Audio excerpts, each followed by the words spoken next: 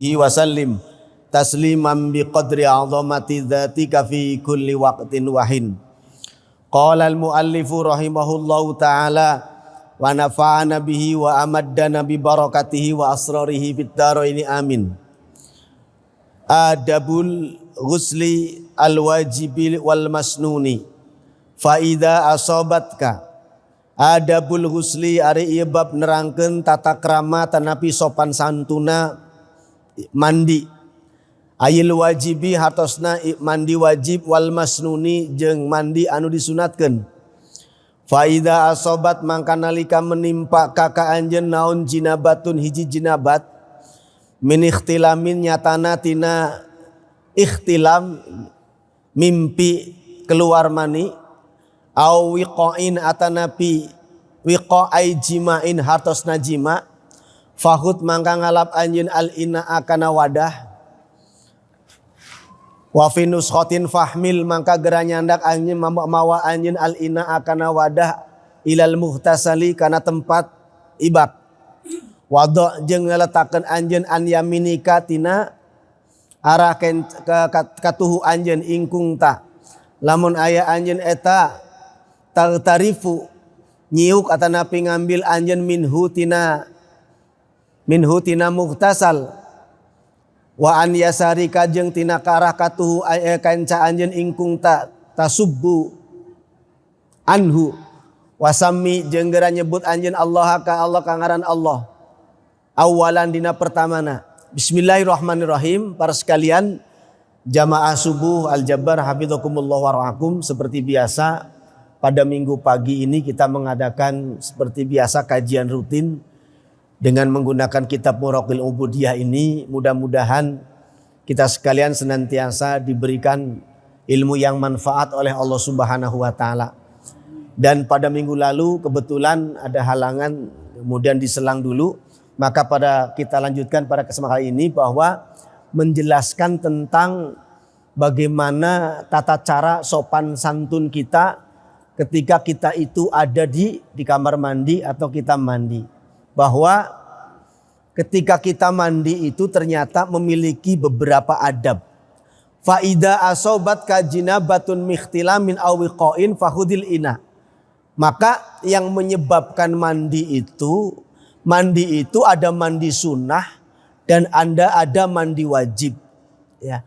Kalau mandi sunnah ya setiap hari kita melaksanakan mandi itu namanya mandi sunnah. Jadi bapak mau nggak mandi juga nggak apa-apa sebenarnya. Ya. Tapi kalau mandi wajib itu mandi yang memang difardukan oleh syariat karena ada beberapa sebab. Ya. Termasuk diantaranya min jinabatin au ikhtilamin. Kalau bahasa jinabat itu artinya apa? Memiliki hadas besar junub atau jinabah. Kalau ikhtilam sama, ikhtilam juga itu penyebab dari jinabat. Ya. Mengapa di sini dibedakan antara jinabat dengan ikhtilam? Kalau jinabat itu penyebabnya itu berhubungan badan. Tapi kalau ikhtilam yaitu penyebabnya karena mimpi. Nah ini bedanya. Ya. Jadi kalau jinabah itu disebabkan karena berhubungan badan. Kalau bahasa Sunda itu sapetemon. Sapetemon. Tapi kalau bahasa kita itu ya itu tadi jima, ya itu penyebab mandi besar. Ya. Au ikhtilamin, ikhtilam itu mimpi ikhtilam, keluar mani sampai keluar air sperma, maka itu namanya ikhtilam.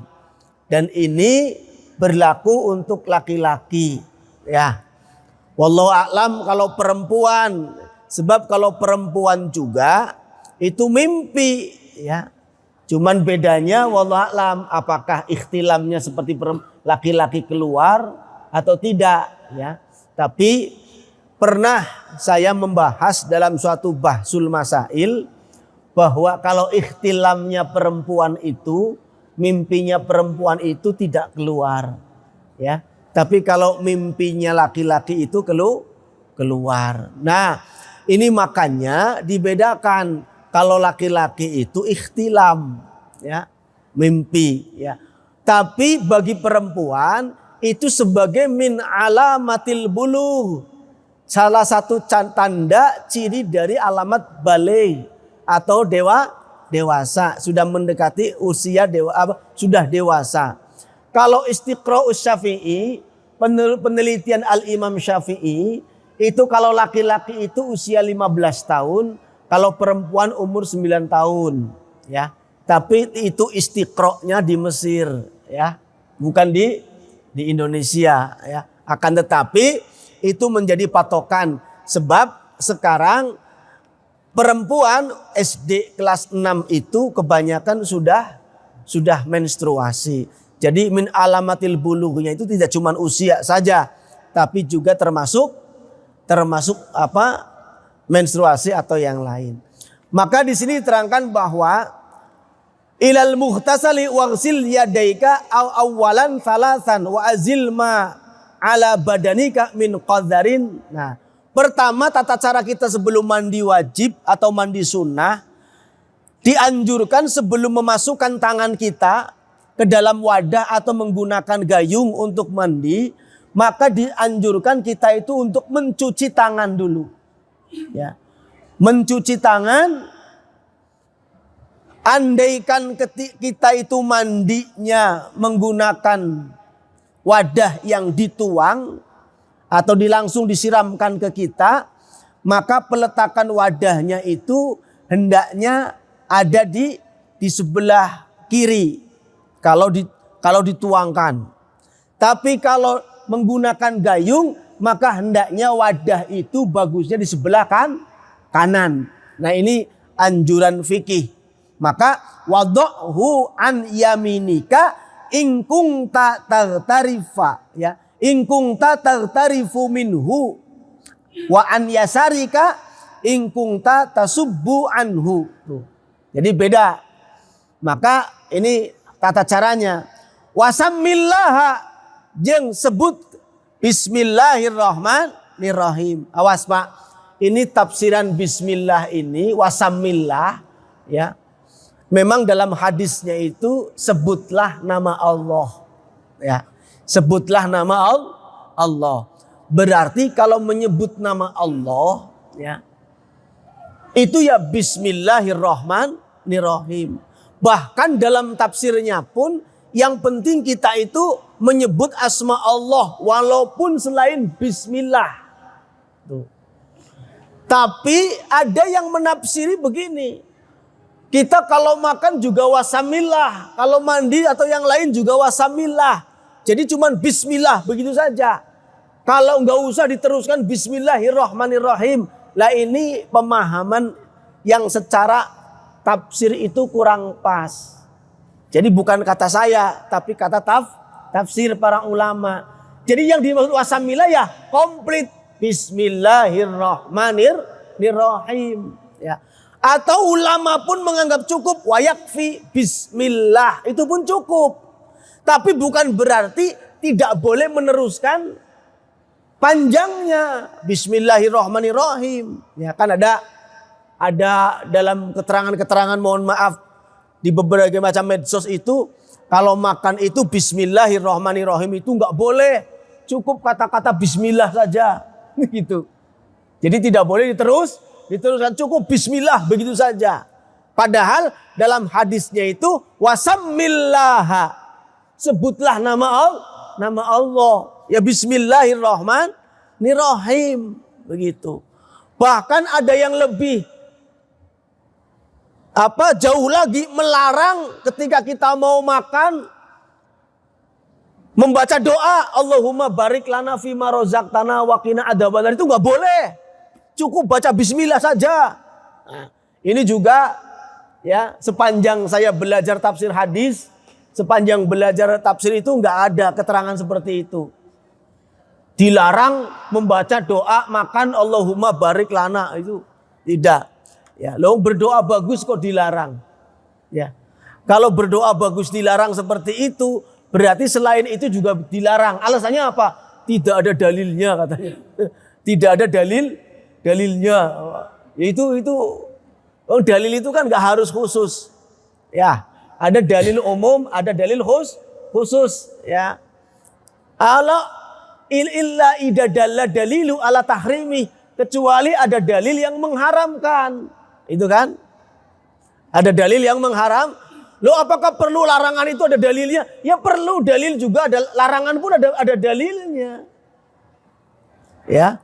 Kalau perintah ada dalilnya, larangan pun ada dalilnya. Ya. Maka ketika kita membaca ini wasamillah, ya berarti baca bismillahirrahmanirrahim ya. Walaupun yakfi bismillah, cukup dengan kata-kata bismillah. Seperti membaca sholawat. Baca sholawat pun paling pendek apa? Allahumma sholli ala Muhammad, begitu saja, itu paling pendek. Tapi kalau kita mau membaca Allahumma sholli ala Sayyidina Muhammad wa ala ali Sayyidina Muhammad, apakah salah itu?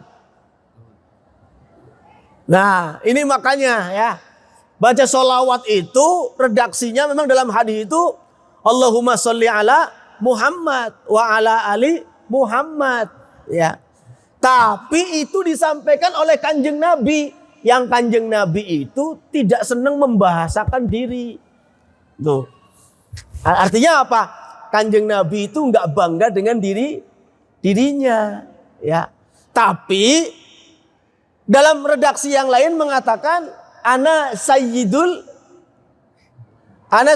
qaumi, aku adalah sayyidnya umat, ya. Maka kalau kita menyematkan bahasa sayyidina boleh nggak? Boleh ke Kanjeng Nabi. Masa ke Kanjeng Nabi nyebutnya namanya saja, ya. Coba kalau kita ke lurah saja, kepada yang terhormat, misalkan Ibrahim nggak nyebut Pak Lurah, kan kayak nggak sopan itu, ya.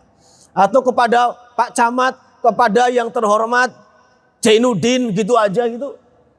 Padahal ada pasti Bapak Camat gitu kan, ya. Bapak Ketua DKM baru disebut namanya. Itu penghormatan. Masa umat Nabi Muhammad menghormati nggak boleh? Nah, maka ini ada korelasinya ke sana. Ya. Jadi ketika kita membaca wasamillah, menyebut nama Allah, ya komplit aja nggak masalah. Bismillahirrahmanirrahim. Kalau mau mandi, tapi awas, kalau di dalam kamar mandi ya bismillahnya di dalam hati. Karena apa? Kalau di kamar mandi itu menggunakan zikir-zikir itu tidak boleh, membawa kalimat-kalimat thayyibah itu tidak boleh, ya. Nah, ini para sekalian. Kemudian awalan salasan wa azil ma ala badanika min qadarin. Sebelum kita mandi, maka cuci tangan dulu 3 kali, lalu bersihkan dulu kotoran-kotoran yang kelihatan. Ya. Kalau di sini min qadarin, qadar itu kotoran. Min nahwi belekin, seperti belek. Tahu belek, Pak? Ya, kotoran mata, ya. Ya. Kotoran mata atau kotoran-kotoran yang lain itu boleh dihilangkan dulu. Baru setelah itu watawaddo kama sabaqa fi wudu'ika lis salat. Setelah itu sebelum mandi besar itu wudu dulu. Wudu seperti wudu mau salat. Cuman niatnya para ulama di sini diterangkan nawaitul wudu'a, ya. Seperti mau sholat tapi niatnya karena mau mandi besar, itu sunnah. Oh. Nah, setelah itu kama sabaqa fi wudu'i kalis shalah ma'a jami'i da'wat. Tuh. Wudu mau mandi aja harus komplit dengan doa-doanya. Contoh, Pak, kalau kita doa membasuh tangan apa, Pak? Pertama kali melihat air, kita membaca doa ketika melihat air. Allahumma ja'alal ma'a tahura. Nah, itu doa melihat air. Kemudian ketika kita itu berkumur-kumur, ya, maka apa? Kita berdoa. Allahumma a'inni ala dzikrika wa syukrika wa husni ibadatik. Itu doa berkumur-kumur, ya. Allahumma a'inni ala dzikrika wa syukrika wa husni ibadatik. Kemudian doa istinsar. Bapak tahu istinsar? Istinsar itu menghirup air ke hidung sampai pangkal lubang. Kemudian disemprotkan lagi, itu namanya istinsar wal istinsak. Ya. Istinsak itu menyedotnya, istinsar itu menyemprotkannya. Itu kalau membasuh hidung tidak cuma begini, Pak. Tidak cuma ditempelin aja sama air, tapi apa? Sunnah itu istinsak. Istinsak itu nyedot air sedikit, disemprotkan lagi. Namanya istinsar. Jadi sunnah istinsak wal istinsar. Itu hukumnya sunnah. Sambil membaca doa apa? Allahumma arihni raihatal jannah. Allahumma arihni raihatal jannah. Ya. Kalau tadi berkumur-kumur apa? Allahumma a'inni ala zikrika wa syukrika wa husni ibadatik. Nanti ketika membahas istinsyak wal istinsar, Allahumma arihni raihatal jannah. Baru setelah itu kita membasuh muka. Membasuh muka sambil niat dalam hati. Ya, niat wudu, nawaitul wudu'a li raf'il hadasil asghari fardhon lillahi ta'ala. Nah ini membasuh muka. Nah, membasuh muka setelah niat pun ada doanya. Apa doanya? Allahumma bayyid wajhi yauma taswaddu wujuhu a'daika wa tabyaddu wujuhu auliyaika wa taswaddu wujuhu a'daik. Ya.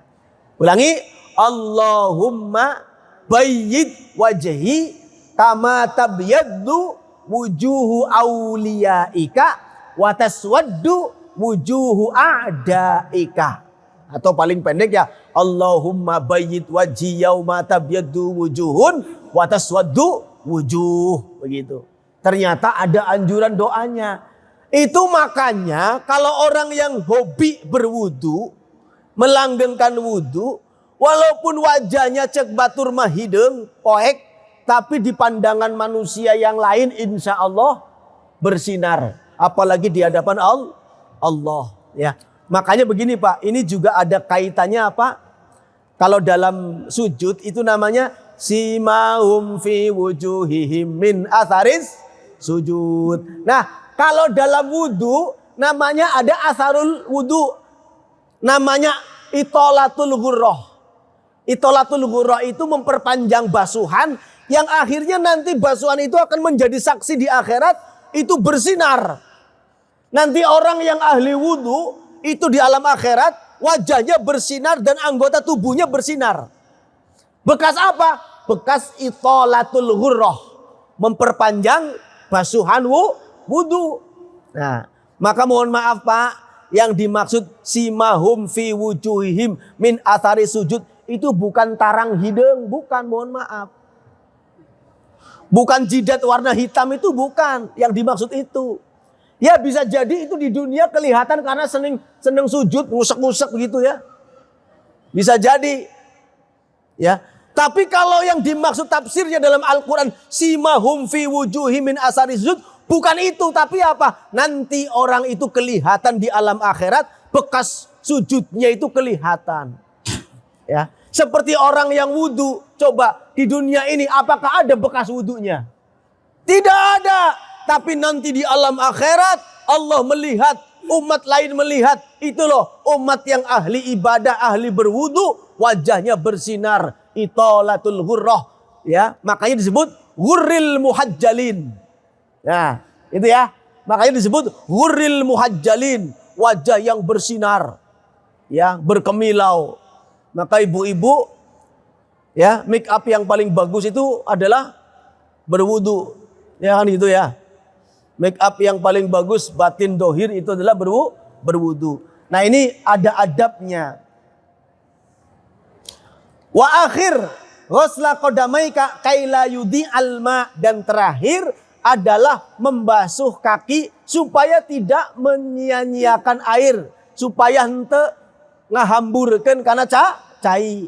Nah, ini syariat pun menganjurkan komo wayahki keur halodo, ya. Sekarang lagi banyak kekeringan di mana-mana. Nah, maka ini harus irit menggunakan air. Fa idza faragta mangka nalika selesai anjeun minal wudu'i tina wudu fasabbul ma'a ala ra'sika salasan wa anta nawin raf'al hadas. Nah, baru ketika kita itu sudah membersihkan yang secara biasa, secara sebelum mandi, tata cara tadi, maka baru kita itu wudu. Membasuh muka. Fa anta nawin. Sedangkan engkau dalam keadaan niat. Maka mohon maaf Bapak Ibu, niat wudu itu bukan ketika mencuci tangan. Tapi niat wudu itu ketika membasuh wajah. Nah, makanya dalam kitab fikih diterangkan hakikatun hukmun mahalun wa zaman kaifiyatun syartun wa maksudun hasan. Yang berkaitan dengan niat itu ada 7. Ya. Oh ya. Wa maksudun hasan ada 6. Hakikatun hukmun mahalun wa zaman kaifiyatun syartun wa maksudun hasan. Oh ya 7. Yang berkaitan dengan niat itu ada 7, termasuk apa? Mahalun niat. Tempatnya niat itu di hati. Sedangkan waktunya niat kapan? Kalau sholat ketika takbiratul ihram. Kalau wudu ketika membasuh wajah. Nah itu ketika. Kalau umroh ketika melangkahkan mikot. Kan gitu kan? Haji juga ketika mikot. Gitu. Nawaitul hajja wal umrata lillah. Nah itu mulai mikot kita niat. Bukan ketika di rumah. Cuman kalau secara fikih muktaronan bifi'lih itu bisa jadi karena kita dari rumah sudah niat haji ya. Berarti kita sudah lagi menuju haji. Sekalipun masih di Indonesia lagi jalan. Tapi mahalun niat haji wal umroh ketika apa? Ketika memasuki mikot. Makanya kalau di Madinah itu ada, ketika keluar Madinah ada namanya Dzulhulaifah. Dzulhulaifah itu mikot terdekat dari Madinah. Kemudian kalau di Mekah sana itu ada namanya Ji'ronah, Yalamlam. Ya di sana di Mekah. Itu tempat mikot semua. Pakai baju ihram mulai. Nah itu namanya mahallun. Waktunya niat. Kalau mahallun niat, tempatnya niat semua di dalam hati. Baik haji, baik umroh, baik sholat, baik wudu. Semuanya niat itu di dalam hati. Al-i'tibaru bin niyah hiyal qalb. Ya, yang dianggap niat itu adalah hati. Loh Pak Ustadz, itu kan kalau orang sholat ada yang usoli duluan. Belum juga takbir sudah usoli. Itu mah bukan niat. Itu penghantar niat. Boleh nggak Pak Ustadz? Boleh. Karena itu menguatkan hati. Maka ketika takbir hatinya baru niat. Jadi jangan saling menyalahkan antara yang sudah usoli dengan belum usoli. Ya, yang salah siapa? Anunte sholat. Ya, karena masing-masing punya dalil. Usoli itu sebelum sholat, maka nggak masalah. Ya, karena itu sifatnya mengantarkan hati supaya tidak kemana-mana. Sholli. Tapi ya jangan keras-keras. Nanti di sampingnya itu terganggu. Karena yang ketika sholat saja kita tidak boleh diem. Tapi apa? Bacalah sesuai apa yang kau dengar. Biqadri ma sami'a. Menurut kadar apa yang kau dengar. Jadi tidak boleh pelan sekali. Tidak boleh sampai kita sendiri nggak dengar. Ya, itu bagusnya seperti itu. Baik sholat di rumah, ya. Baik sholat di rumah maupun di masjid. Tapi kalau di masjid ya perhatikan karena mengganggu yang lain itu hukumnya makruh. Ya, termasuk aroma tubuh nggak enak itu makruh. Karena apa? Membikin yang lain nggak enak. Ya, makanya kalau mau ke masjid sunnahnya itu menggunakan wewangian. Lalu selanjutnya wa angtanawin raf al hadasi minal jinabah summa ala syiqqika al aiman talasan summa alal aisar. Nah, bagusnya kalau mandi itu ketika sudah ngambil air, nyiramnya itu ke kanan dulu. Ke kanan dulu baru kiri. Loh ternyata itu ada tekniknya. Maka Kanjeng Nabi itu mensunnahkan tayamun. Apa itu tayamun? Menganankan gerakan. Gitu. Bukan tayamum, tayamun. Tayamun itu apa? Segala gerakan itu didahulukan kan kanan. Contoh kalau mau pakai baju, memasukkan lengan kanan dulu. Pakai sendal pakai kanan dulu. Pakai sepatu kanan dulu. Bahkan beliau itu kalau menyisir rambut ke kanan. Kalau bahasa Sundanya itu digolep. Digolep kali ya. Ke arah kanan ya, menyisir rambut. Nah, itu seperti itu. Dan banyak sekali. Terus anggota tubuh ketika wudhu kita sunnahnya kanan dulu ya. Itu mengkanankan atau bahasanya tayamun. Ya, al-aiman tsummal yasar. Tilu kali.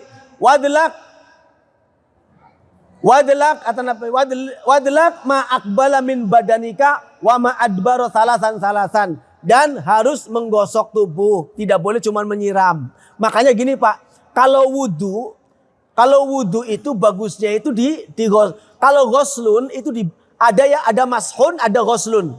Kalau wajah itu ghuslun, kalau tangan itu ghuslun, kalau kaki itu ghuslun, kalau yang lain itu mashun. Leres Pak? Bedanya apa? Kalau ghuslun itu air harus sampai mengalir. Tapi kalau mashun yang penting basah nggak masalah. Apalagi sampai menetes nggak masalah. Nah ini bedanya. Makanya mashul udunain. Berarti yang penting telinga kita itu basah. Yang penting basah. Mashul udunain. Apalagi yang mengusap. Wa mashul ba'dir ro'si. Mengusap sebagian rambut kepala. Itu pun yang penting basah. Nggak harus digerujuk begitu pakai keran, nggak usah.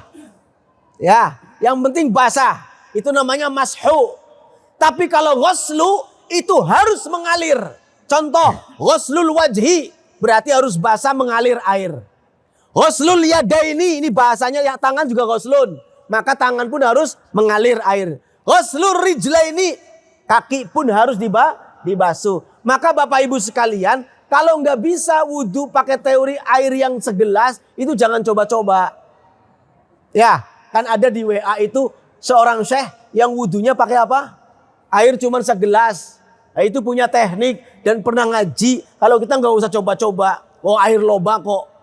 Ya, air banyak ngapain? Ya, kecuali kalau nggak ada air kan gitu. Ya, karena beda itu. Bisa jadi. Ya. Kanjeng Nabi juga dalam keterangan pernah mandi cukup dengan 1 ember. Mandi apa? Mandi besar. Coba kalau kita. Bisa nggak? Susah. Mandi besar pakai ember. Biasa nyebur ke kolam renang. Kurang, pasti kurang. Karena apa? Itu ya ada yang namanya ukuran. Ya. Makanya saya punya teman angkatan satu pesantren. Mesantrennya itu di Mesir. Itu orang Indonesia, itu kata orang Mesir, itu paling seneng mandi. Paling seneng mandi orang Indonesia itu. Makanya kalau teman saya itu disebut Zainul Khut. Kenapa? Itu seperti ikan saja kamu, gitu bilangnya.